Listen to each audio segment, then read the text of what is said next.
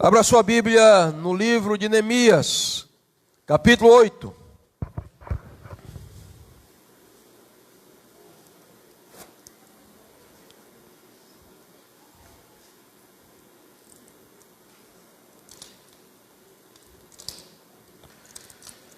Essa é uma noite especial, uma noite histórica. Vocês viram aí, nós fizemos uma carreata nas ruas da cidade,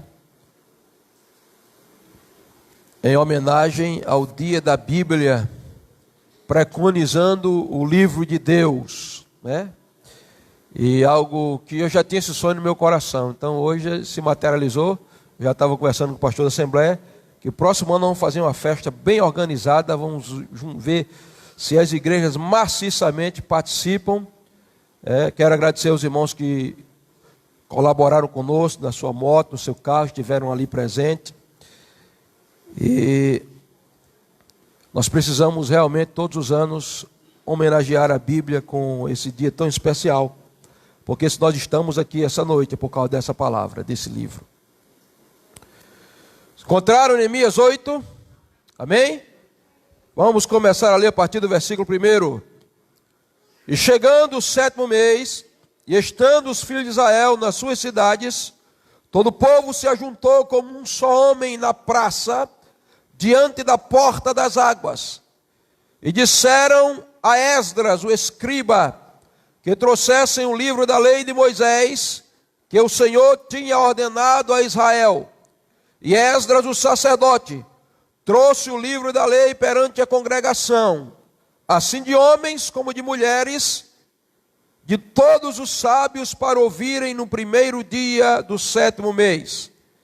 E leu nela, diante da praça que está diante da porta das águas, desde a alva até o meio-dia, perante homens e mulheres e sábios. E os ouvidos de todo o povo estavam atentos ao livro da lei. E Esdras, o escriba, estava sobre um púlpito de madeira que fizeram para aquele fim.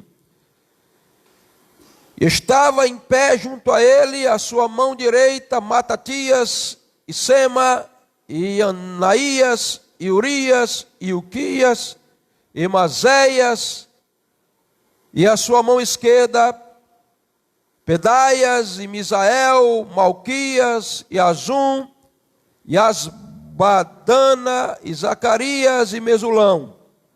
E Esdras abriu o livro perante os olhos de todo o povo, porque estava acima de todo o povo, e abrindo ele, todo o povo se pôs em pé. E Esdras louvou o Senhor, o grande Deus, e todo o povo respondeu, amém, amém. Levantando as mãos, inclinaram-se e adoraram o Senhor com o rosto em terra.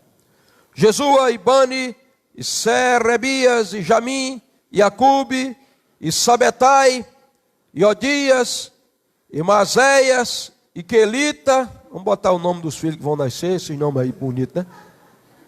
E Azarias, e Josabade, e Anã, e Pelaias, e os levitas ensinavam ao povo na lei, e o povo estava no seu posto. Leram o livro da lei de Deus, declarando e explicando o sentido, faziam que lendo se entendesse.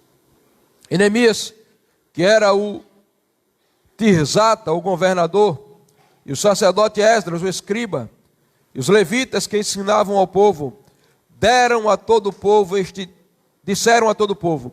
este dia é consagrado ao Senhor vosso Deus, pelo que não vos lamenteis, nem choreis, que o povo chorava, ouvindo as palavras da lei.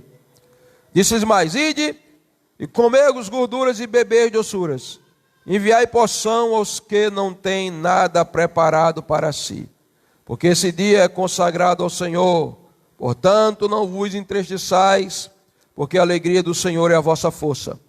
Os levitas fizeram calar todo o povo, dizendo, calai-vos, porque esse dia é santo, por isso não vos entristeçais. Então todo o povo se foi a comer e a beber, e a enviar porções, e a fazer grandes festas, porque entenderam as palavras que lhes fizeram saber. Até o versículo 12. Querido, nós estamos diante de uma reforma, de um avivamento, de uma retomada de posição que o povo de Israel teve. Eles tinham saído do cativeiro 70 anos, estavam no exílio babilônico, eles voltam para Jerusalém. Jerusalém está destruída, os muros queimados, as portas quebradas, o povo em grande miséria, e eles começam a restaurar a cidade de Jerusalém. E a primeira coisa que o povo faz, está aqui no versículo 1, é pedir a Esdras, o sacerdote, que trouxesse o livro da lei do Senhor. Por quê, pastor? Porque exatamente a miséria do povo, a destruição de Jerusalém, o cativeiro de 70 anos foi resultado deles terem desprezado a palavra de Deus. Todas as vezes que o povo despreza a palavra de Deus, as consequências são funestas, são desastrosas.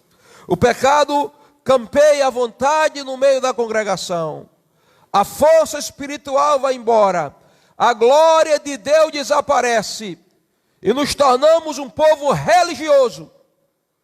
O povo do ritualismo morto. O povo do culto da conveniência. Simplesmente porque a palavra foi desprezada. E a palavra, mais do que um livro, é a mente de Deus, é a direção de Deus. A palavra, mais do que um livro, é a pessoa de Cristo codificada, porque Cristo é a palavra. E a primeira coisa que nós vamos observar aqui é que o povo entendeu a necessidade da restauração, trazendo o livro, e o povo vai pedir o livro a quem, irmãos? Quem é o personagem aqui?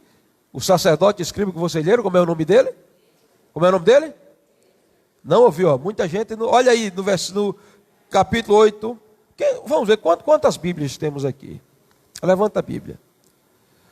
Olha que coisa linda. Fica a Bíblia levantada. Vira aí, filma aí, Fábio. Fábio, filma isso aí. Olha, quem não trouxe a Bíblia está com vergonha agora, né?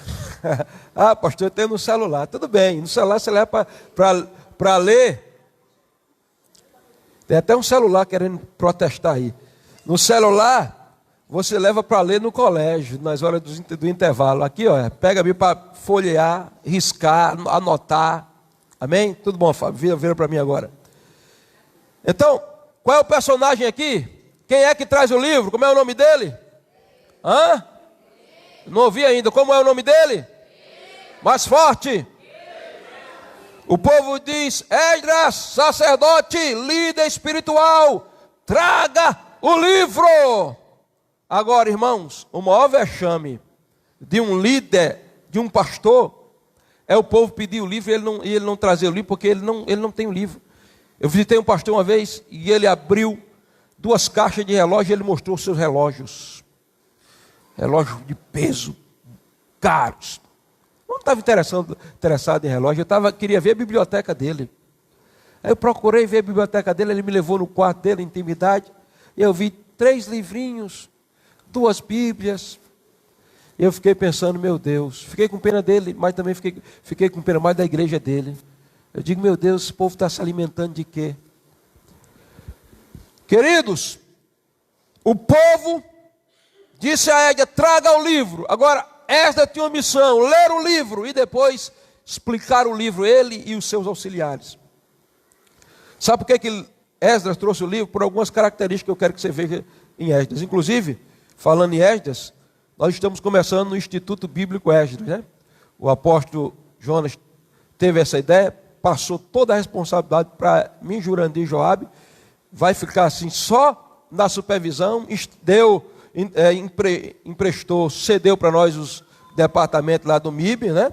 As salas, nós estamos em fevereiro, começando o Instituto Bíblico Esdras, se você quiser estudar. Se você quiser fazer um curso para ter reconhecimento pelo MEC, você faz aqui, que talvez o próximo ano a gente abra a turma aqui com a apóstolo Valnice. Vamos ver isso aí. Se você quer um curso preparatório de 3 anos, apenas, preparatório para ministério, você vai fazer conosco lá no Instituto Bíblico Esdras. Mas deixa eu te mostrar algumas características de Esdras que fez com que ele fosse esse líder forte e que o povo clamasse, pedisse a ele que trouxesse o livro. Abra a tua Bíblia no livro de Esdras. Eu não sei qual é o menininho que está chorando, mas se a mãe pudesse fazer o favor de consolar ele lá fora, eu glorificaria a Deus com muita gentileza. Eu estou pedindo muito amor no meu coração, para a gente se concentrar aqui.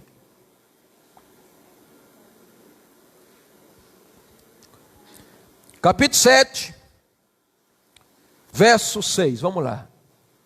Para a gente daqui a pouco começar a mensagem, que eu tenho pouco tempo hoje para pregar. Esdras subiu de Babilônia, era escriba hábil na lei de Moisés, dada pelo Senhor, Deus de Israel, e segundo a mão do Senhor seu Deus, que estava sobre ele, o rei lhe deu tudo o que ele pedira. Olha, Esdras tinha uma influência política e uma influência espiritual. Ele era amigo do rei. Agora, a influência espiritual de Esdras sobressaía a sua influência política. Agora, ele tinha essa influência porque exatamente ele era hábil na lei. Ele era um homem da Bíblia, hábil. Será que você tem habilidade na Bíblia? Outro dia, um pastor, que foi meu pastor, foi pregar na Assembleia de Deus, nossa igreja ali, irmã, né? Onde estava todo mundo junto hoje, coisa linda. Amém? Eu creio que as barreiras estão sendo quebradas. O avivamento vem quando o povo se une, cada um dentro da sua ótica, mas todo mundo em torno da Bíblia. Aí o pastor veio pregar e disse: abra a tua Bíblia e tal. Os irmãos passavam 15 minutos para encontrar o texto. Aí ele disse, vou dizer porque ele disse em alto e bom som. Ele disse: o irmão Cleófilo, quando era jovem aqui, quando a gente pensava em dizer o texto, ele já estava com o texto aberto. Habilidade. Pastor que não tem habilidade na palavra, procure outra coisa para fazer. Você não foi chamado para ser pastor, porque uma das marcas do pastor é ser apto para o ensino. Agora, irmão, ninguém ensina o que não aprende. Então tem muita gente que quer ficar de pé para ensinar, mas primeiro tem que sentar para aprender. Se você quer ensinar, quer ficar de pé para ensinar, sente primeiro para aprender. Habilidade, hábil. O líder precisa ser hábil na palavra, e o líder precisa treinar pessoas hábeis na palavra também, porque foi esse o conselho de Paulo ao seu filho na fé, Timóteo. Procura, Timóteo, você apresentar-se a Deus aprovado como obreiro. E como é que eu vou ser aprovado como obreiro, Paulo? Que maneja bem a palavra da verdade, que conhece as doutrinas da Bíblia, que sabe sistematizar, sabe o que é a doutrina de Deus, doutrina de Cristo, doutrina das Escrituras. Habilidade na palavra, irmãos. Segunda marca que eu vejo em Esdras, verso 10 aqui, ó. Porque Esdras tinha preparado o seu coração para buscar a lei do Senhor e para cumprir e para ensinar. Olha aqui, primeiro, ele busca a palavra de todo o coração. Segundo, ele obedece a palavra. E terceiro, ele ensina. Tem gente que não quer buscar a palavra, não quer obedecer a palavra e quer ensinar. Prepare o seu coração para buscar a palavra. Seja obediente à palavra. E então você estará habilitado, a palavra seria essa, habilitado para ensinar, meu irmão.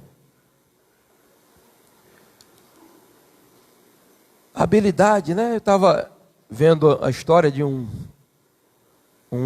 caipira, um camponês, estava lendo, que ele teve um sonho, e nesse sonho ele via 3 grandes letras no céu. VC, né? VVC. Eu vou trocar aqui a história, que eu conheço a história diferente. Ele viu 3 grandes letras no céu. VPB. VPB. E ele disse: meu Deus, VPB? E aí, isso é Deus falando comigo nesse sonho. VPB, vai pregar a Bíblia. VPB, vai pregar a Bíblia. Aí chegou o pastor, só que ele não ia para o culto de ensino, ele não fazia discipulado pastoral, ele não fazia capacitação de ensino, ele não queria saber nada da Bíblia. Ele chegou: pastor, eu tive uma revelação. Deus falou comigo. Que revelação, meu irmão? Revelação era a seguinte: ó, VPB, 3 grandes letras no céu. O que é isso, meu irmão? Aí disse: pastor, isso aí é Deus falando comigo. Ó, VPB, vai pregar Bíblia. Aí ele pensou, o pastor pensou assim: disse: irmão, a revelação realmente é de Deus. Agora eu lamento dizer que a interpretação está errada. Está errada, pastor? O irmão já leu a Bíblia? Não. Leu o Novo Testamento? Não. O irmão conhece algum versículo de cor? Não. Conhece alguma doutrina da Bíblia? alguma coisa assim, pastor. Então a revelação é de Deus, mas a interpretação está errada. E como é a interpretação, pastor? VPB, o pastor disse, vai plantar batata. Então, habilidade na palavra. Por isso, o povo, porque sabia quem era Esdras e a sua habilidade na palavra, o povo grita em uníssono, em uma só voz, todo mundo como um só homem, grita, traga o livro, Esdras, nós queremos o livro, é por falta do livro que nós estamos nessa situação. Infelizmente, tem muita gente com a vida destruída porque o livro está empoeirado. Ele traz a Bíblia quando vem para a igreja e usa como se fosse desodorante debaixo de braço, só quando vem para a igreja. E alguns nem trazem mais. Nem traz mais. Faz como o irmão na igreja do pastor Márcio, que foi para o culto, depois saiu do culto, o culto terminou um pouquinho mais tarde, e quando foi abordado pelas polícias, foram dar um baculejo nele, ele começou a dizer, não faço não, que eu sou crente. Você é crente? Quem eu sou da igreja do pastor Márcio. Eu conheço quem é o pastor Márcio, mas você é crente mesmo? Sou crente. Só que ele estava sem Bíblia. O pastor e o policial, onde é que está a tua Bíblia, rapaz? Como é que os seus crentes não andam com a Bíblia?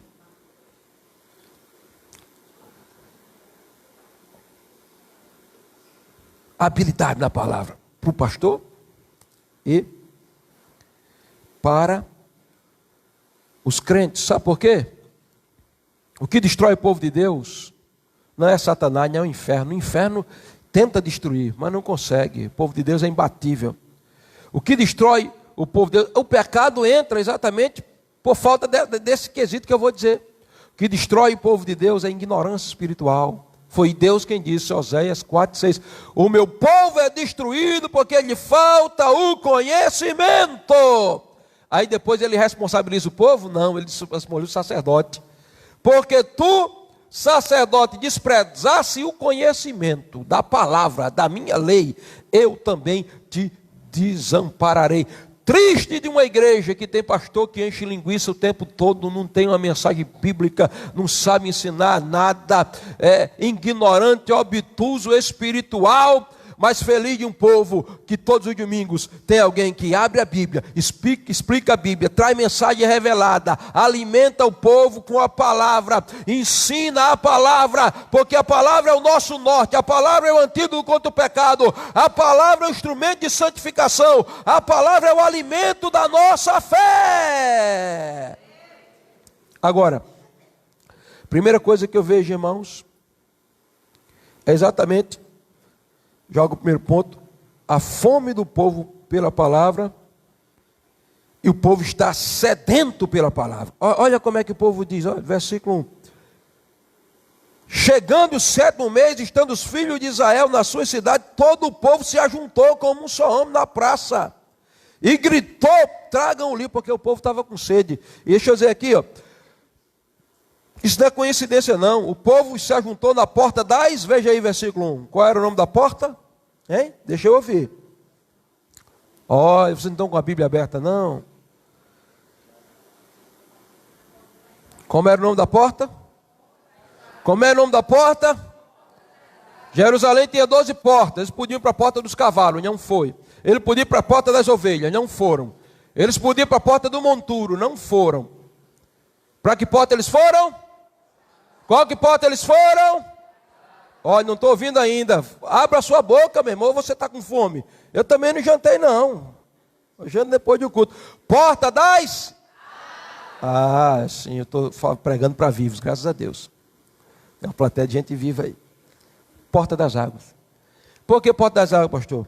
Porque o povo estava com sede. O que descedenta a sede de alguém? O que é que mata a sede? Coca-Cola mata a sede de verdade? Champanhe mata a sede de verdade? Suco de caju mata a sede de verdade? O que é que mata a sede? Estou falando aqui, estou com sede. Água mata a sede. O povo vai para a porta das águas e diz, eita, traz o livro, porque o povo estava com sede da palavra de Deus. O que vai matar a tua sede espiritual não é as séries da Netflix. Tem gente que passa 5 horas por dia na Netflix, que é muito bom para lazer, quando você não tiver o que fazer, estiver descansando. 5 horas por dia na Netflix. Não passa um minuto com a Bíblia. Aí fica com sede, sedento, de alegria, de felicidade. Qualquer tentaçãozinha que o diabo coloca, está caindo, tá. Ai meu Deus, pastor, está ficando seco, desidratado espiritualmente, que não está bebendo água, mas eu creio que Deus está levantando uma geração sedenta pela palavra de Deus, porque a palavra de Deus é como um rio, é como corrente de água viva que mata a nossa sede. Agora, quando nós estamos, a gente toma muita Coca-Cola da vida, irmão, a gente acha que a Coca-Cola vai substituir a água. Aí tem gente que é viciada em Coca-Cola, não tem nada contra a Coca-Cola. No casamento tomei Coca-Cola hoje. Mas eu conheci um pastor, ouvi falar de um pastor, que era tão viciado em Coca-Cola que ele pregava com uma copa de Coca-Cola do lado. Aí tomar água, ele fazia, instalava assim. Precisa de água. Seu corpo, 70% dele é água. Se você não toma, você passar 3 dias sem tomar água, você está no perigo de morrer desidratado. Nós precisamos de água, tudo no nosso corpo praticamente é água. Suor é água, lágrima é água, saliva é água. E aí quando nós não bebemos da palavra de Deus, nós começamos a desidratar um pouquinho. Você vê uns crentes amarelos, uns crentes secos, desidratados, não tem vida, não tem nas palavras, não fala da palavra, porque ele não ama a palavra, ele não estuda a palavra está em último lugar na vida dele. Mas essa noite nós estamos aqui, há um Esdras que está em pé diante de vocês, na porta das águas, dizendo: a palavra pode saciar a tua sede. Ela traz o livro para a porta das águas, porque a primeira função da água é matar a sede. E a segunda, irmãos? Qual é a segunda principal função da água depois de matar a sede? Oi? Não, é uma revelação dessa, tem que vir dizer aqui no microfone. Chega.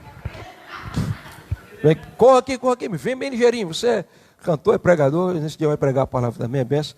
Qual é a segunda função da água principal? Lavar. Não estou ouvindo não. Lavar. Quem tomou banho hoje, hein? Se não tomou, eu considero você ficar um pouquinho distante dessa pessoa que não tomou banho hoje. Num calor desse, hein? Não toma banho? Deixa eu dizer uma coisa para você.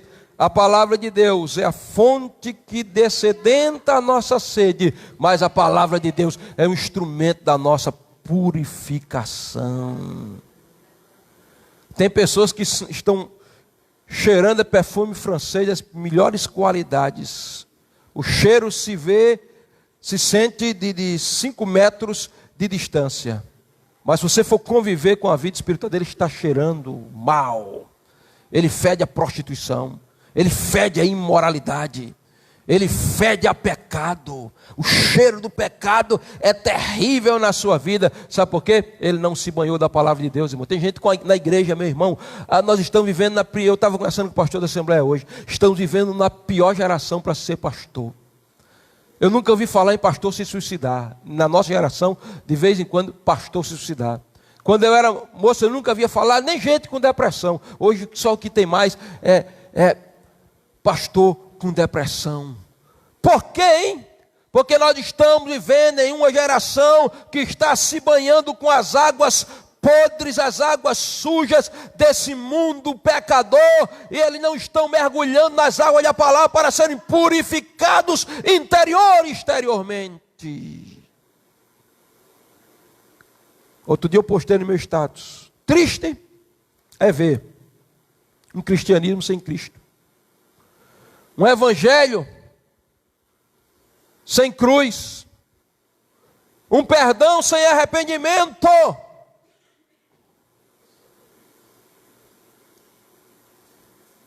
uma vida inteira na igreja sem conhecer a Deus. Por que as pessoas vivem na igreja em pecado, encobertos, por anos, irmãos, com uma capa de santidade? Se você conviver de pertinho com ele, você vai sentir o cheiro repugnante do pecado. Mas essa noite, deixa eu dizer aqui, nós estamos na porta das águas. Há um banho de Deus. Você pode mergulhar nas águas desse rio de Deus e ser completamente purificado. Porque o que santifica a igreja não é doutrina humana. O que santifica a igreja não é costume humano. O que santifica a igreja é a palavra de Deus. Amém? Não, vamos seguir aqui uma lista de regras que você pode e que você não pode. Isso não adianta, isso vai reformar a pessoa por fora, mas não vai restaurar por dentro. Agora, mergulhe na palavra, você será transformado, porque Cristo aparece em Efésios capítulo 5 como sacerdote, papel sacerdotal, e ele está com a bacia, e a bacia contém água, e a água é a palavra de Deus, e Paulo diz, Cristo amou a igreja e se entregou por ela, para a santificar, mediante a água da palavra, para apresentar a si mesmo igreja gloriosa, sem mácula, sem ruga, nem coisa semelhante. Então Cristo primeiro, ele banha a igreja, ele lava a igreja, ele dá um banho com a igreja, na igreja com a palavra, porque a palavra é o instrumento da santificação. Como purificará o jovem o seu caminho? Observando segundo a tua palavra. Escondi a tua palavra no meu coração, para eu não pecar contra ti. Santificam-me a verdade, a tua palavra é a verdade. Irmão, eu era o crente mais fraco da igreja. Fraco que eu não tinha força para vencer o pecado. Minha oração era, Jesus, me segura nas tuas mãos. Eu não vou continuar não. Uma semana. Aí, graças a Deus, por obra e graça do Espírito Santo, como meu pai era um pregador, eu sempre tive o dom natural de falar em público. Fui para uma cruzada em Várzea que fazia, me botaram novinho, não conhecia nada da Bíblia, alguns versículos, e lá eu preguei, né? E aí a gente foi dormir na casa do irmão, e eu estava deitado na rede, de olhos fechados, ele pensava que eu estava dormindo. Irmão Jorge, meu primeiro discipulador, ele disse, o menino aí tem habilidade, você só lê a Bíblia. Se ele ler a Bíblia, ele vai ser um pregador. Escutei aquilo, algo começou a arder no meu coração, eu disse, a partir de amanhã eu vou ser um leitor da Bíblia. Comecei a ler no livro de Gênesis. Oh, que coisa boa, comecei a me alimentar, agora, aí comecei a amar a palavra, lendo a palavra, curiosidade para ver o capítulo seguinte, era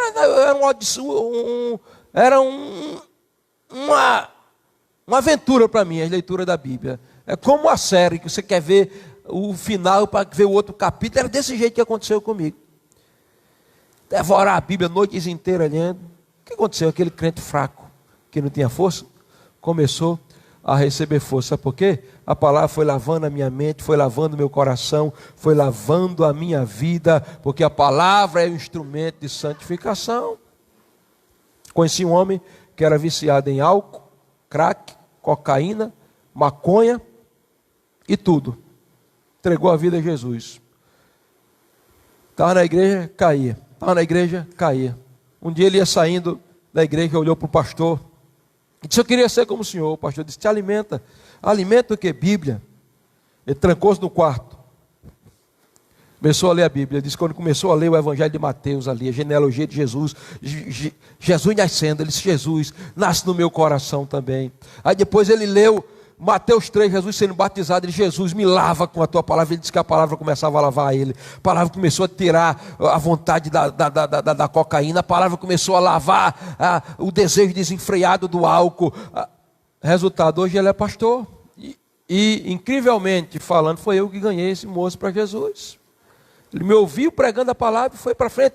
Era nessa situação. Hoje ele é pastor, porque a palavra é um instrumento da nossa santificação. Está vendo aí a pia de bronze.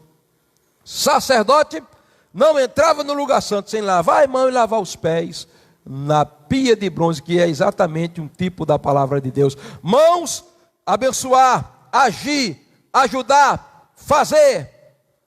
Mãos puras é quem mergulha as mãos, as ações na palavra. Tem gente com mão suja colocando mão na sua cabeça. Não aceite ninguém colocar a mão na sua cabeça se você não conhecer quem é, porque pode ser alguém ímpio, travestido de pastor, de crente, que está colocando a tua mão na tua cabeça, transferindo maldição, porque ele já está cheio de maldição, porque a vida dele é suja, porque ele não se lavou na palavra de Deus. Mas eu quero dizer, levante suas mãos, diga, minhas mãos estão limpas. Eu digo assim, eu lavei minhas mãos na pia de bronze da palavra de Deus. O sacerdote tinha que lavar os pés, um andar santo. Se alguém está em Cristo, deve andar como ele andou. Mas a terceira coisa que eu vejo aqui nesse texto, pode jogar, é a preeminência da palavra. Versículo. Olha, veja comigo, verso 3.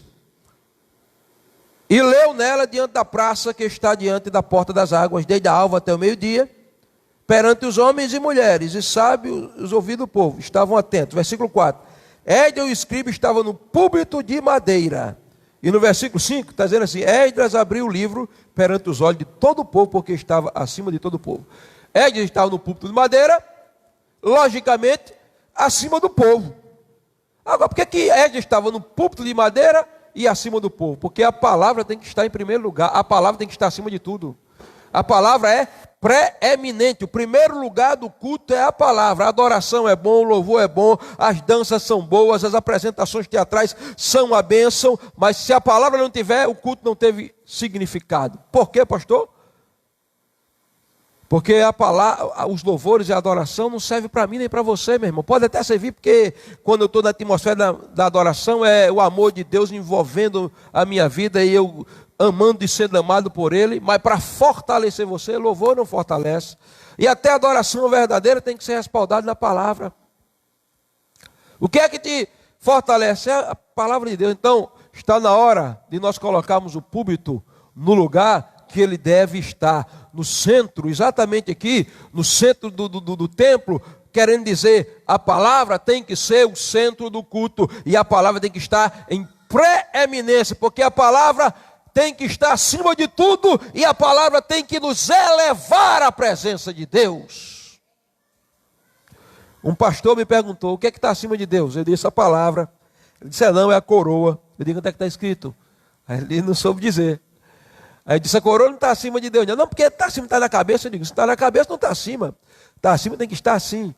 Agora, foi ele quem disse no Salmo 138, e versículo 2, o salmista diz, sobre todo o teu nome e sobre todas as coisas, e acima de tudo, colocastes a tua palavra. Olha a palavra de Deus. Deus está preso à palavra dele. Deus se submete à própria palavra dele, porque a palavra está acima dele próprio, está escrito. Agora, se a palavra está aqui, ó, acima de Deus, ela tem que estar inferior, tem que estar pisando na Bíblia, a gente tem que desprezar o ensino da palavra de Deus. Não, meu irmão, se você quer uma igreja que não ensina a Bíblia, que não coloca a Bíblia acima de tudo, que não exalta a Bíblia, que não tem pregação bíblica, essa não é a igreja. Agora, se você quer uma igreja onde a palavra está elevada, e por causa disso ela vai nos tirar dessa dimensão terrena, e nos vai levar ao nível do sobrenatural, você está no lugar certo, porque sobre todas as coisas e até sobre o teu nome elevastes a tua palavra.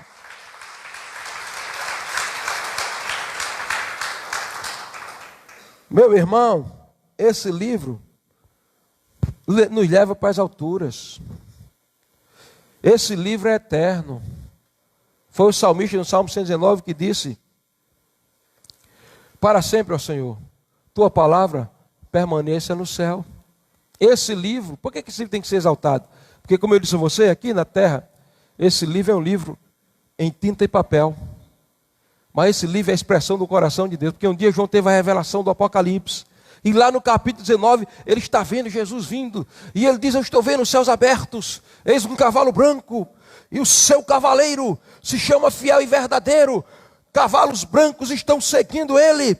Ah, ele tem uma coroa na cabeça. Eu estou vendo, ele está vindo num cavalo branco. Na sua coxa está escrito, Rei dos Reis e Senhor dos Senhores. Seu rosto brilha como o sol. Mas o nome pelo qual ele é chamado é a palavra de Deus. Quem ama a Bíblia, ama Jesus. Quem obedece a Bíblia, obedece a Jesus. Quem tem prazer na Bíblia, tem prazer em Jesus. Quem se enche da palavra, se enche de Jesus. Porque a palavra e Jesus são uma pessoa só.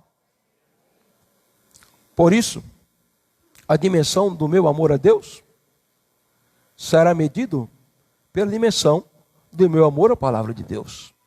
Foi Jesus quem disse: aquele que me ama é aquele que guarda os meus mandamentos. Este será amado de meu Pai. Eu o amarei, me revelarei a ele, e eu e o Pai viremos e faremos morada nele. Se a palavra não mora no teu coração, me perdoa, Jesus não está aí.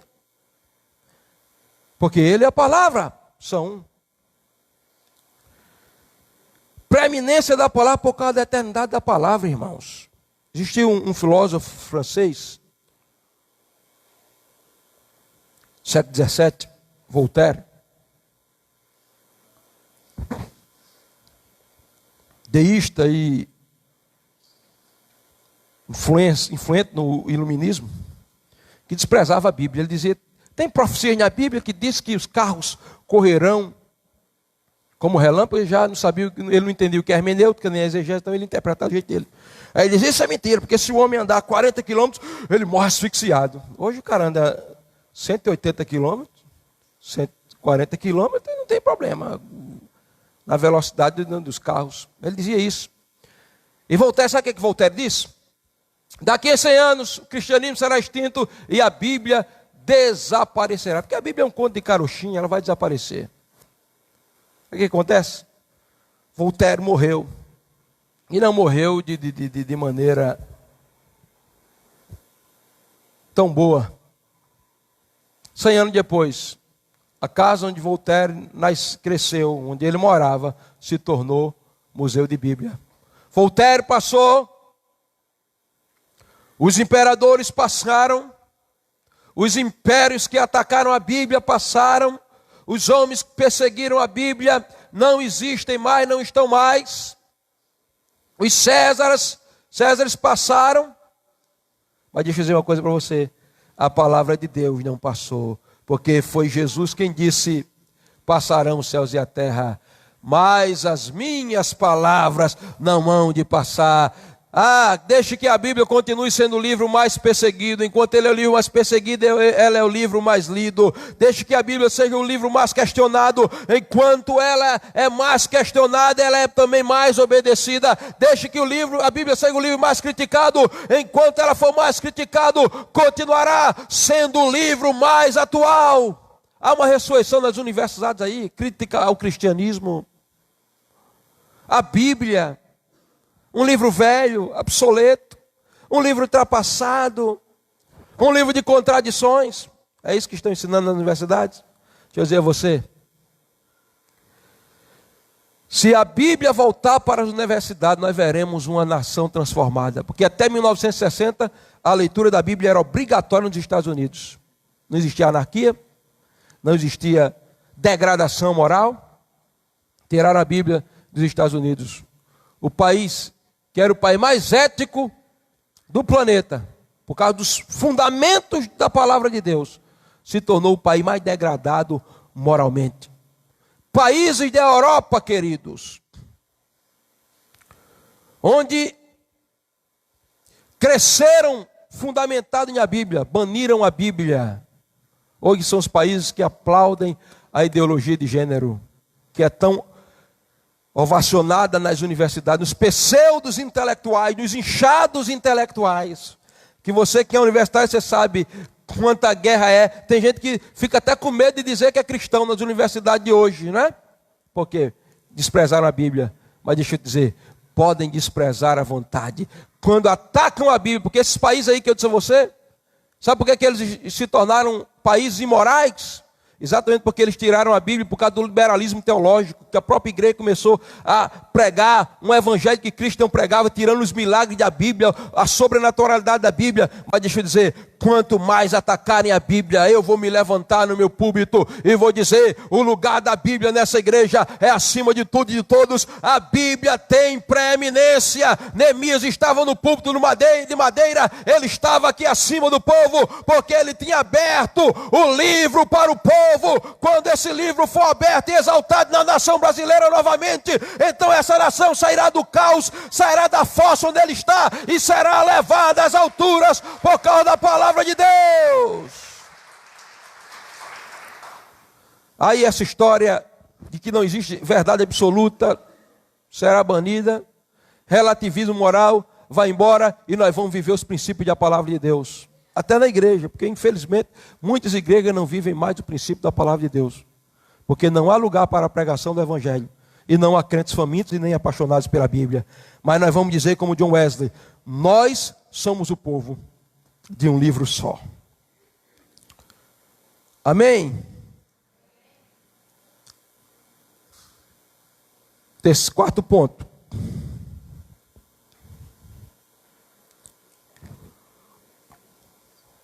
E aqui eu vou correr.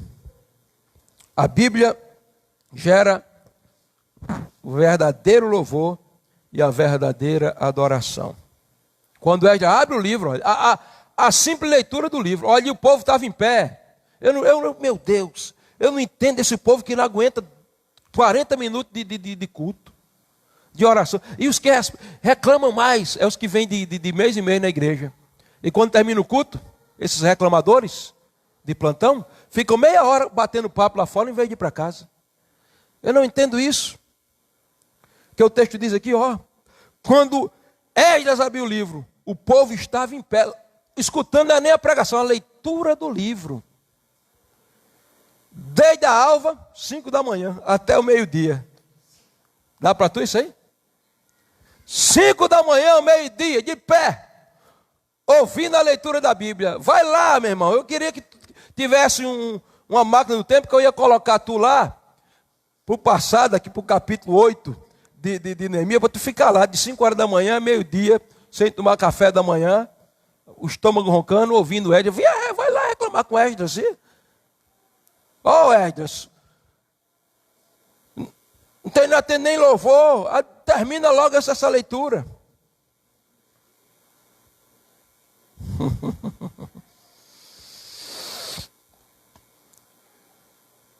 E aí, a simples leitura do povo, olha o que diz o versículo 6. Quando o povo em pé, ouvindo a leitura do livro, olha aí, e Esdras louvou ao Senhor, o grande Deus, e todo o povo respondeu amém, amém. Levantando as mãos, inclinaram-se e adoraram ao Senhor com o rosto em terra. A palavra de Deus é a fonte do verdadeiro louvor e da verdadeira oração. Por que tem gente cantando tanta bobagem aí, hein, irmãos? Cantando hinos, não tem nada a ver com Bíblia. Cantando bobagem aí, não há uma adoração verdadeira, nem um louvor verdadeiro. Me mostra aqui na Bíblia os shows gospel, que alguém tem que pagar 70 mil reais, o cara cobra para vir cantar 2 hinos, às vezes canta tanta coisa e não canta a palavra de Deus. 150 salmos aqui. Salmos era o guinário do povo de Israel para se cantar. Aí canta tanta coisa, né? Quem te viu passar na prova e não te ajudou, né? Louvor e adoração verdadeira, cantemos a Bíblia. É por isso que eu dou valor àquela música de Gerson, Salmo 84. Bem-aventurado o homem cuja força está em ti. Louvores bibliocêntricos. Porque a palavra de Deus vai gerar o avivamento verdadeiro, o louvor verdadeiro, a adoração verdadeira. Amém? Quinto lugar, dentro do texto. Verso 7. Cristo é o centro da Bíblia. Esquentou aqui em cima, não sei porquê. Foi? Tem a pena do seu marido?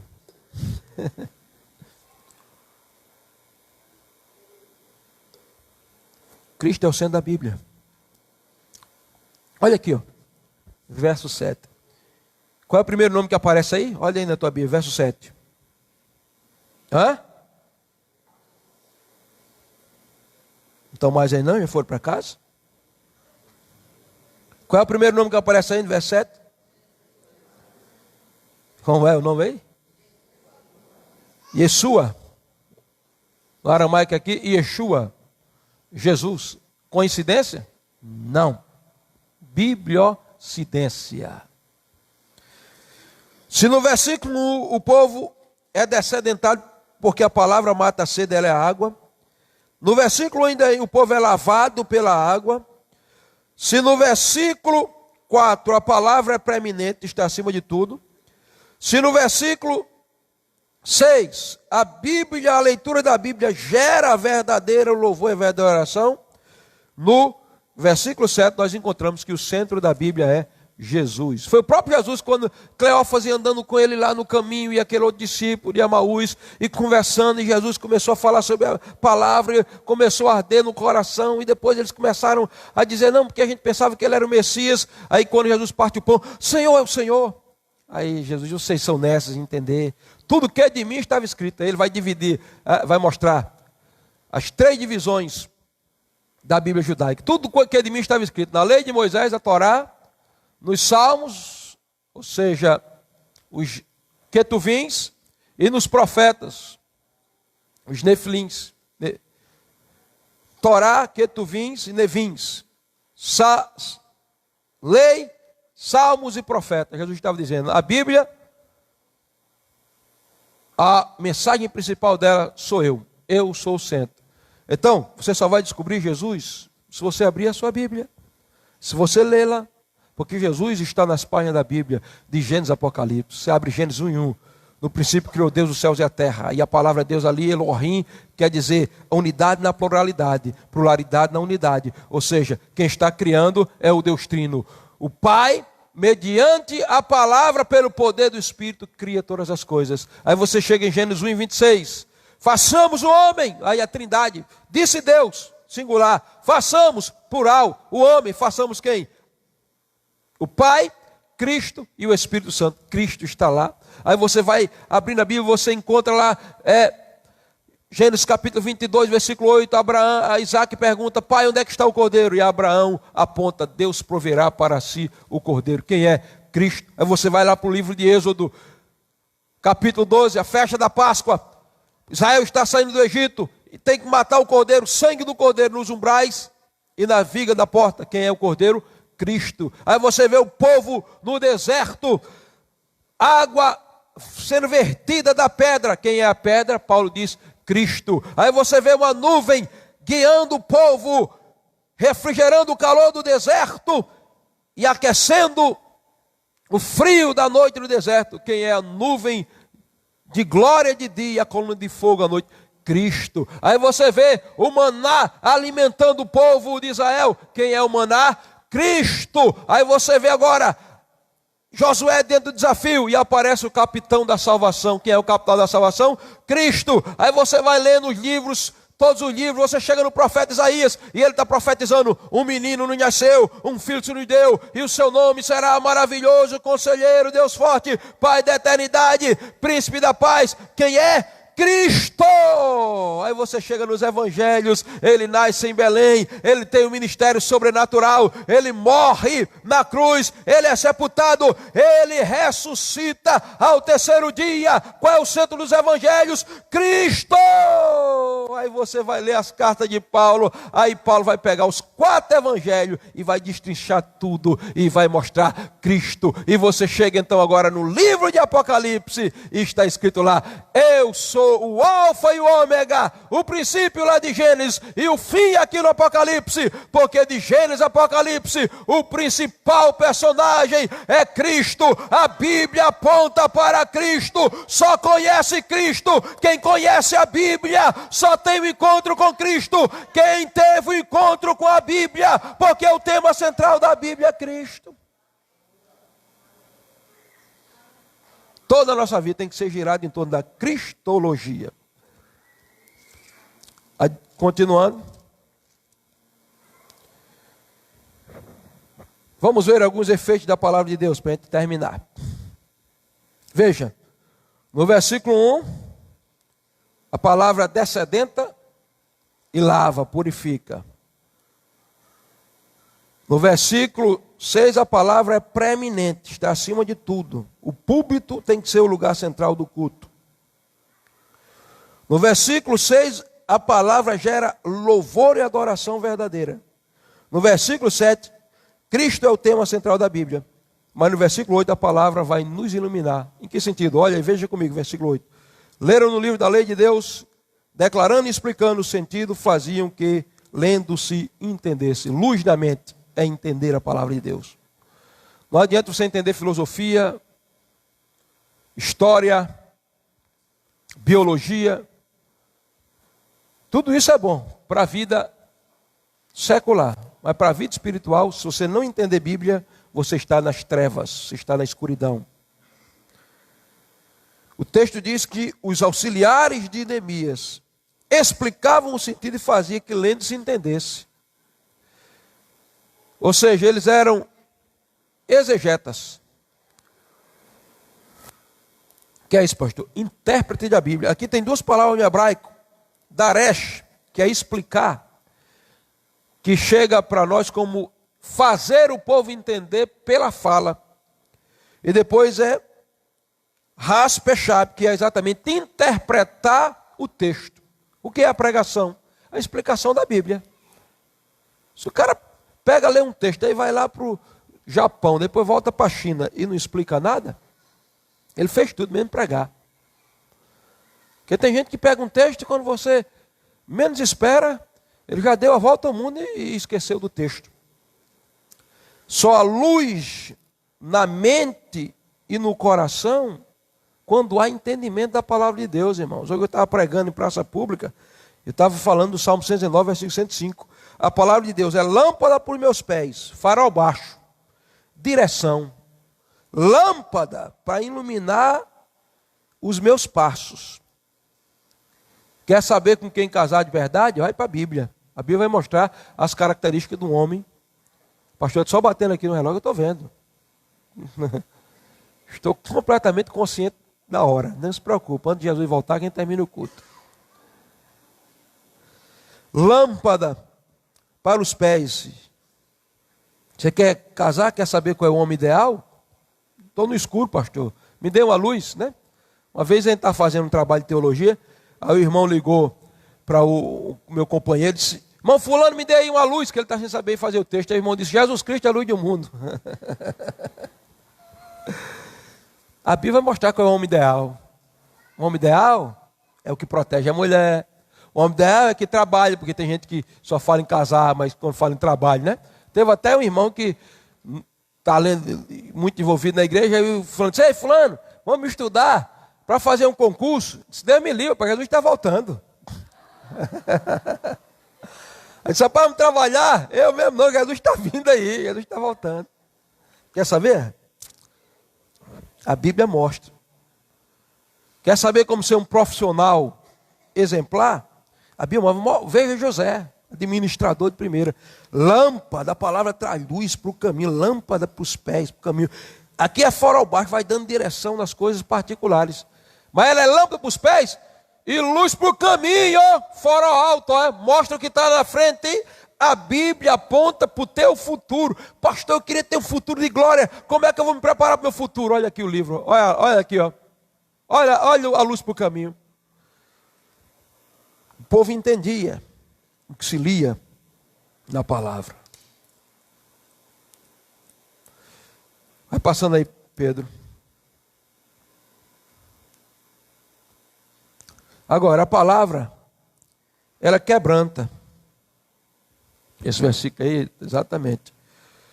Quando leram o livro, explicaram o livro, o texto diz: o sacerdote Esdras, o escriba, disse ao povo: se contenha, porque o versículo vai dizer que o povo veio às lágrimas. Quebrantamento verdadeiro não é emocionalismo. Emocionalismo não gera mudança.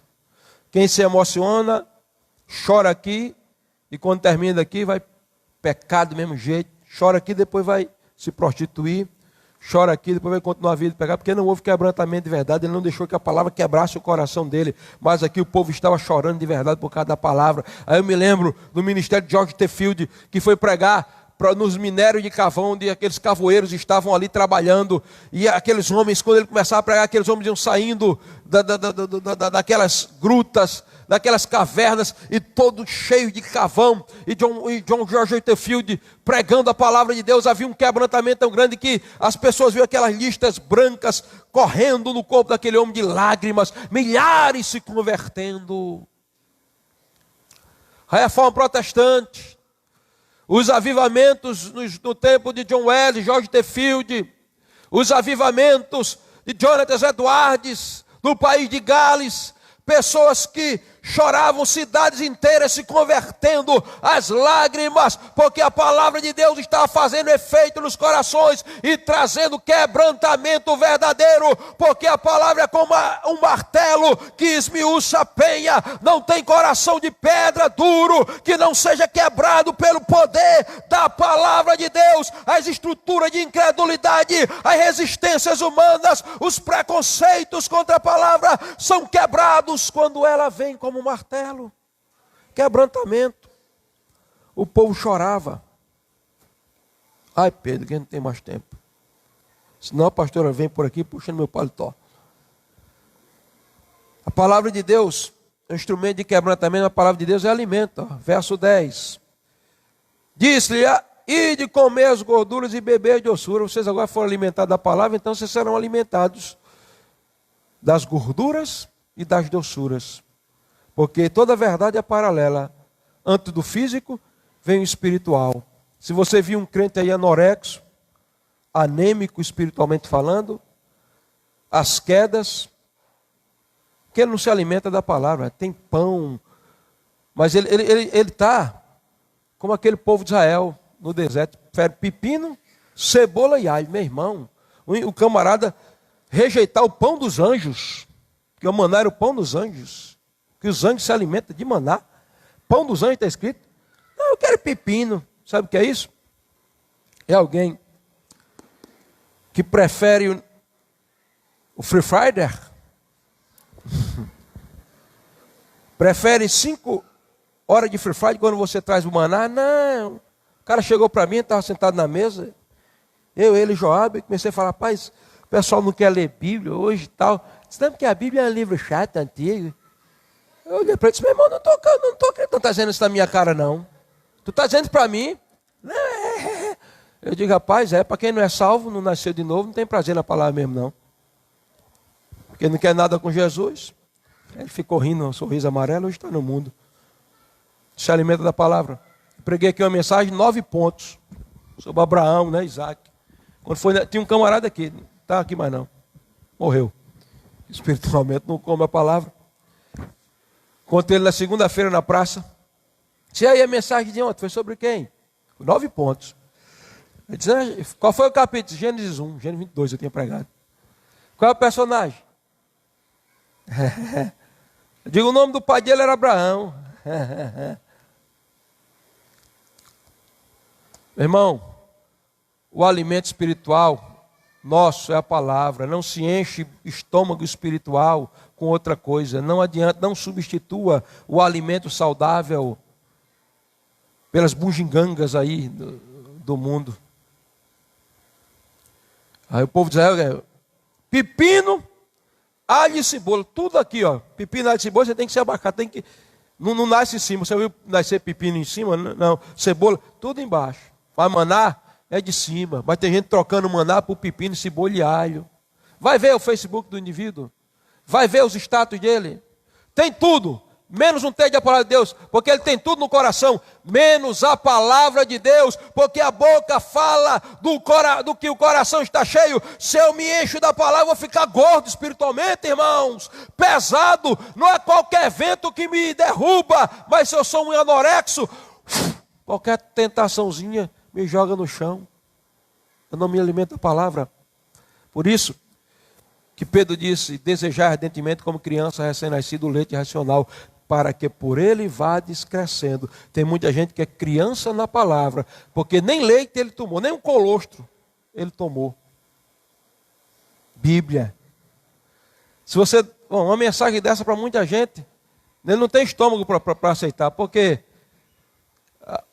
o estômago dele é virgem de alimento espiritual ainda. Não pode comer tutano, mocotó, né? Não é, Fábio? Mocotó, comida forte.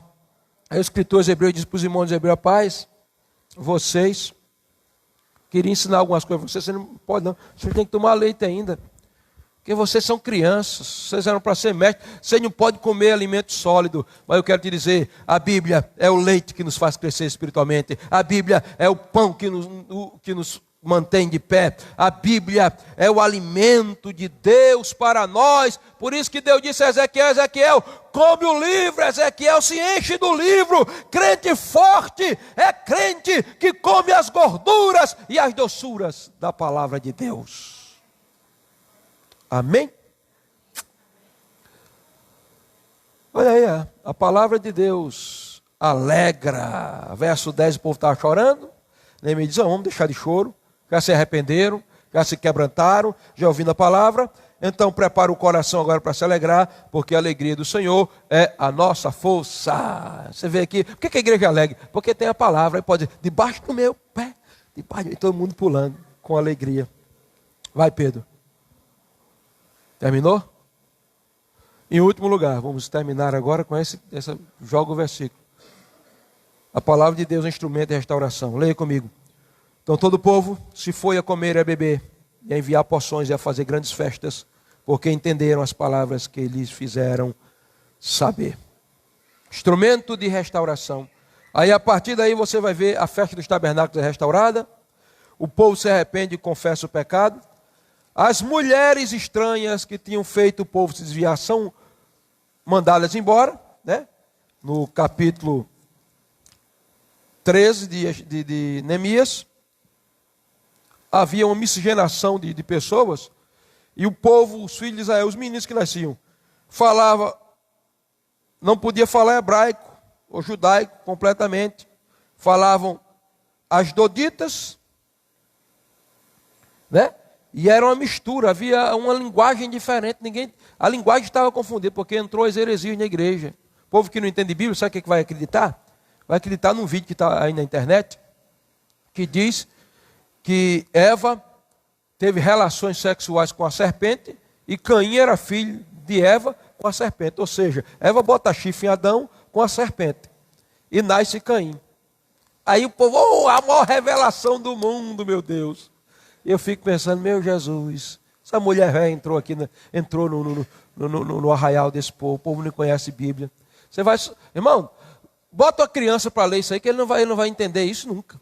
Porque o próprio capítulo 4 está dizendo: conheceu, ou seja, teve relações Eva com Adão, e nasceu a Caim. E Caim quer dizer varão e Yahvé, porque Eva pensava que Caim ia ser a semente da mulher que ia ferir a cabeça da serpente. Está escrito lá. Não precisa entender nada não, é só ler. Aí depois vai dizer: e depois Adão teve relações com Eva e nasceu Abel. Caim era cultivador da terra, Abel era pastor de ovelhas. E os dois. E, olha, o sem noção ainda diz que Caim e Abel eram filhos gêmeos. Agora aí, você vê, ele se confunde todo. Sabe o que é isso? Mulheres asmonitas, moabitas, no meio do povo de Deus. Mas nós estamos vacinados. Quando essas amonitas quiserem entrar aqui, tentando confundir a nossa linguagem, para a gente não falar mais a linguagem judaica, a linguagem da palavra de Deus, a linguagem da Bíblia, mas falar asdodita, nós vamos dizer: vão embora, porque aqui tem igreja que conhece a palavra. Meu perdão, homem de Deus, vou precisar de você de novo aqui. Vamos ficar de pé.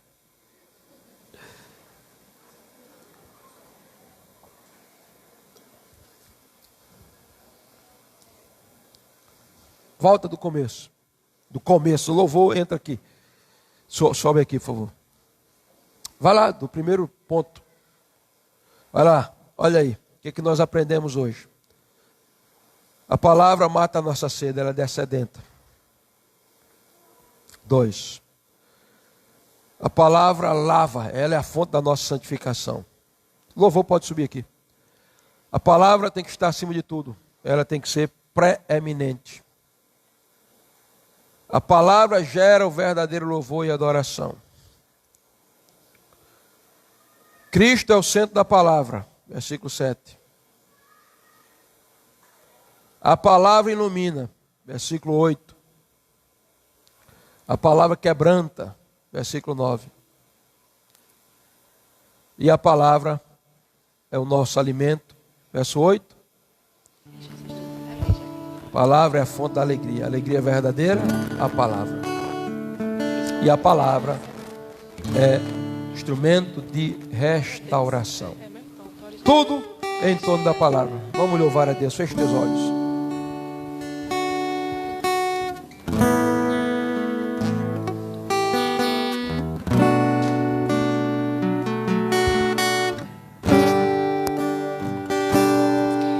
Tu que estás assentado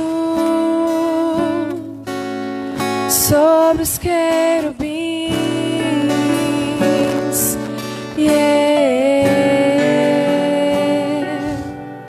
Tu que estás entronizado em meio aos serafins,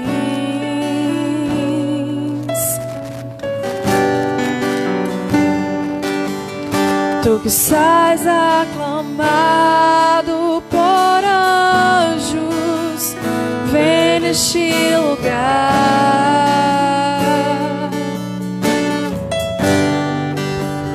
Vem neste lugar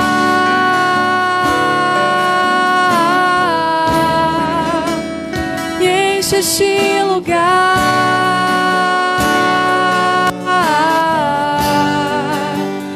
Vem neste lugar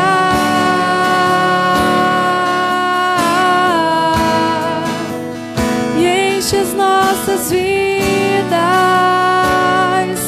Senhor. Tu que estás assentado sobre o trono de glória,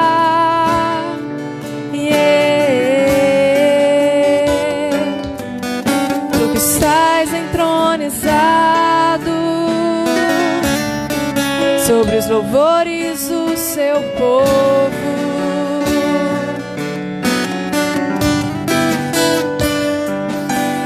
Tu que estás aclamado por tua igreja, vem neste lugar.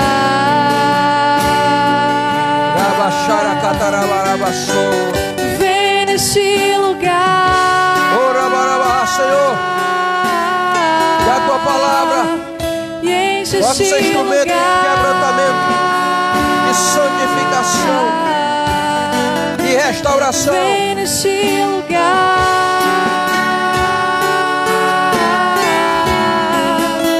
e enche as nossas vidas, Senhor. Vem neste lugar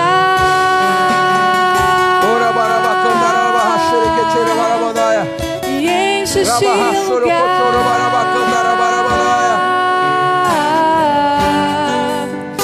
Vem neste lugar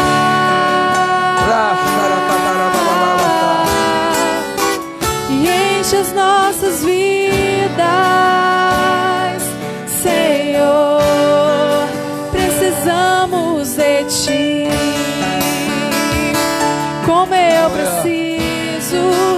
preciso do Teu amor.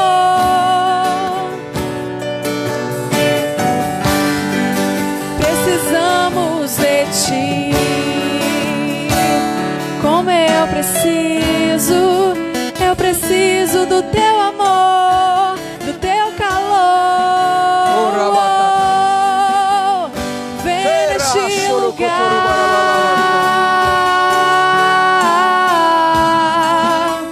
e enche este lugar.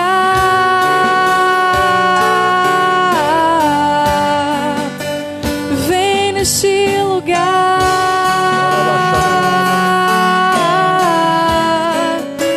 e nossas vidas, Senhor.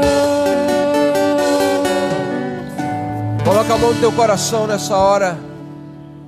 Diga: meu Pai, obrigado pela tua palavra. Pela tua palavra. Ela é a fonte Ela é a fonte da minha salvação. da minha salvação. Eu creio na tua palavra. Eu creio na tua palavra. Ela é meu alimento. Ela é meu Eu quero te alimento. agradecer.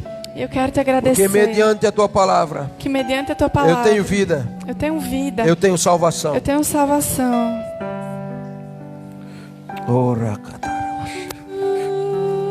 Nessa hora, diga: Pai, nessa hora, Pai, nessa hora eu tomo eu tomo Romanos capítulo 10, Romanos capítulo 10, versículo 8, versículo 8, que diz: que diz: a palavra está perto de ti, a palavra da tua boca da tua boca e no teu coração. e no teu coração. Esta é a palavra Esta é a da palavra fé que pregamos. é a fé em que pregamos. Se com a minha boca Se com a minha eu confessar a Jesus eu confessar a Jesus como Senhor, como Senhor, e em meu coração e em meu coração eu creio eu creio que Deus ressuscitou dentre os mortos, Deus ressuscitou dentre os eu mortos, serei salvo.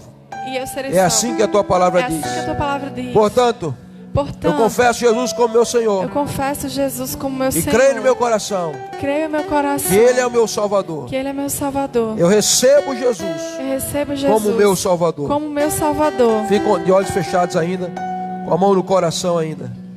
Eu vou orar.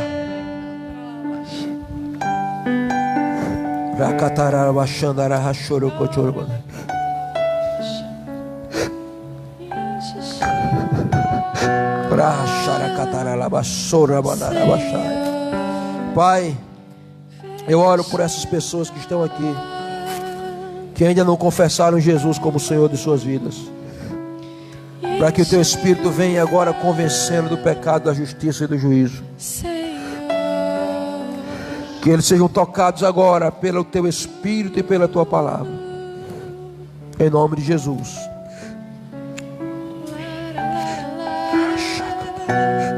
Que haja salvação nesses corações, Pai, em nome de Jesus. Eu clamo, eu oro,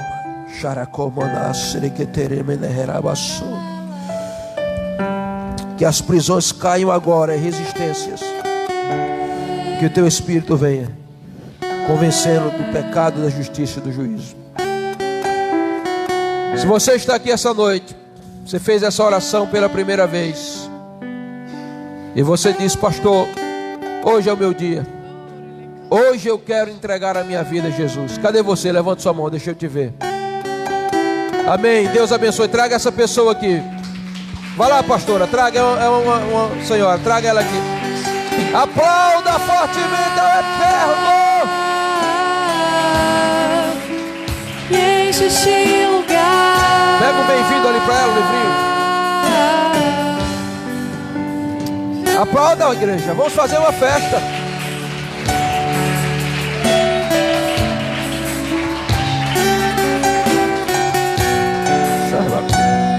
Cadê a segunda pessoa? Deixa eu ver você, levanta a mão agora, dê um sinal. Não resista às convicções do Espírito Santo na tua vida. Eu sei que Deus está tocando vidas aí. Cadê a segunda pessoa? Faça assim com a sua mão. Estou esperando você. Você está. Davi está levantando a mão. Tem alguém? Eu não vou insistir muito. Eu não quero que você se sinta constrangido. Mas se a tua vida está sendo tocada, essa é a tua oportunidade. Faça só assim com a mão do pastor. Hoje eu quero tomar a minha decisão. Dê o microfone aqui para a pastora. Olha aqui por ela, pastora. Aleluia. Amém? Amém. Quantos estão felizes? Aleluia. Quantos estão felizes? Alegria no céu. Amém, queridos? Deus é bom. Diga aí: a sua misericórdia dura para sempre. Diga: Deus é bom. Mais forte: Deus é bom.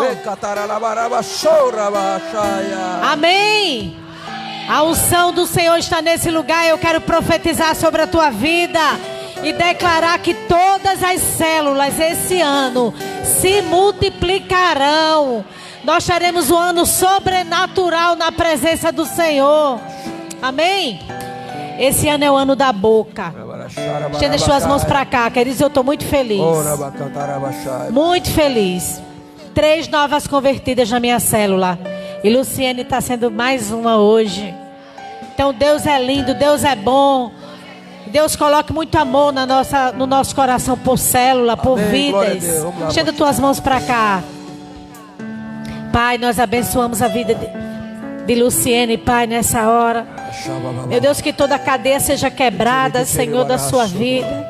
Que tudo aquilo que não está de acordo com a tua palavra, Senhor, o Senhor venha revelar a ela, Pai. Oh, meu Deus, me dá amor, muito amor pela vida dela, Senhor. Que ela se sinta amada e acolhida lá na nossa célula. E que a tua bênção repouse sobre ela, Pai. E nós queremos declarar saúde em todas as áreas. Nós queremos declarar conquista em todas as áreas. Em nome de Jesus. A igreja abre os braços. Essa é a sua nova família, Luciene. Diga, sejam bem-vindas. Seja bem-vinda. A família de Deus. A família de Deus. Você pode se expressar na presença do Senhor. Mais forte aplauso. Um grito de vitória.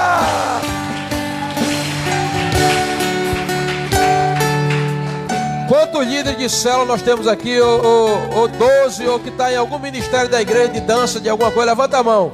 Levanta a mão. Levante para mim conhecer. Olha, quarta-feira eu quero uma reunião com vocês aqui de 7 horas da noite. Você não pode perder algo que eu quero falar com vocês, compartilhar. Então não perca. Quarta-feira, 7 horas, antes do culto, estejam todos aqui. Deus abençoe. A graça do Deus eterno, de Cristo Jesus, encha a sua vida. O amor de Deus, nosso Pai, seja sobre ti. E que as consolações do Espírito Santo envolvam a tua vida agora e para sempre. Amém.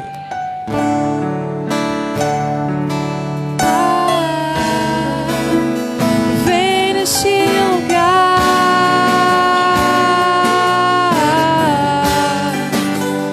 vem neste lugar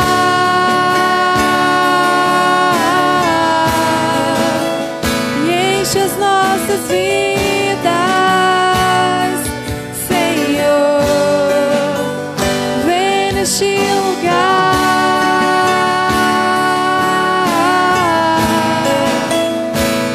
Este lugar,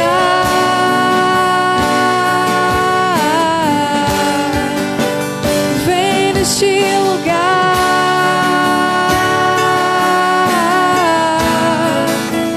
e enche as nossas vidas,